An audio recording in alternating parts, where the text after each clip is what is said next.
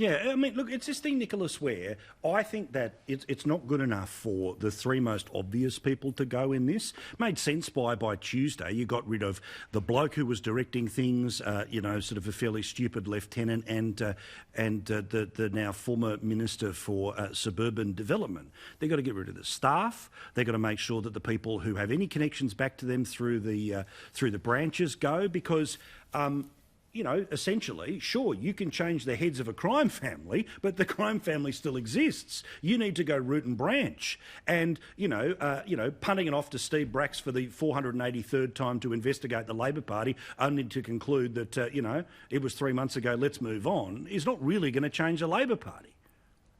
Oh, look, I don't think that's right, Paul. I mean, one thing you can say about Daniel Andrews, he doesn't do things by halves.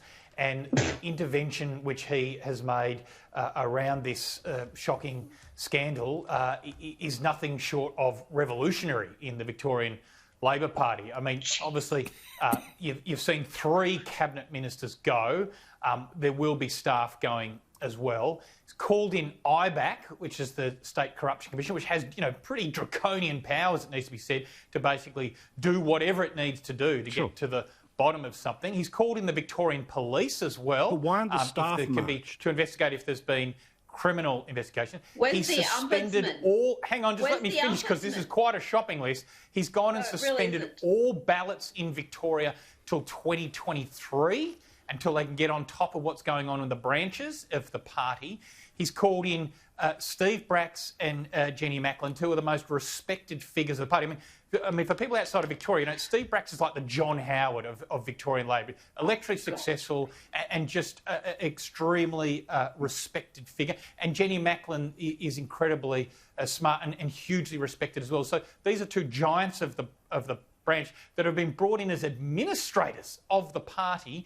And then effectively the national executive has been brought in to take over the Victorian branch as well. Like, that is the most significant intervention into Victorian Labor politics since the 1950s and the intervention of Gough Whitlam. It is huge. OK, but why wouldn't you, Rita, just conclude the following, right? All right, all members, every membership to the Victorian Labor Party is cancelled. You're all going to have to reapply.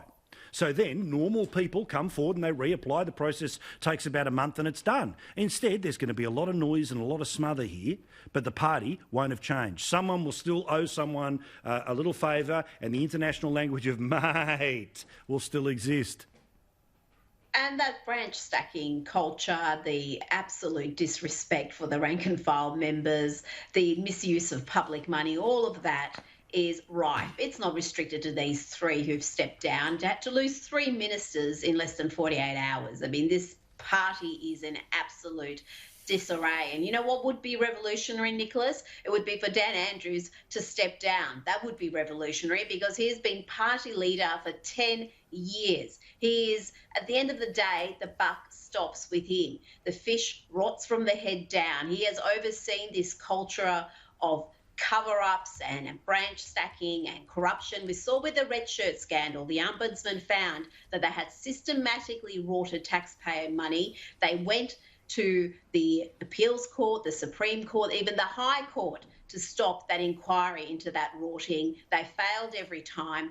We know all about what happened, but let's face it, the Victorian public didn't care. They got re-elected with an increased majority, and I wonder whether this scandal is going to stick when the red shirt scandal didn't. There are plenty of similarities between them, and it speaks of a culture that is pretty rotten to the core. And I don't see what Andrews has done as revolutionary. Yeah, but Mark, it's this thing where, look... Yeah, can I just say, Rita's raised a really good point about public money, because in many respects 60 Minutes didn't go far enough, because the other side of the branch stacking is that these factional chiefs have got ethnic sub-chiefs out there. Exactly. And you can bet your bottom dollar that the Turkish guy who recruited 100 into a branch here, or the Indian ethnic branch stacker who got a 200 in, they would have been beneficiaries of state government largesse. They would have been receiving the grants, the social workers, the community halls, the assistance with public housing.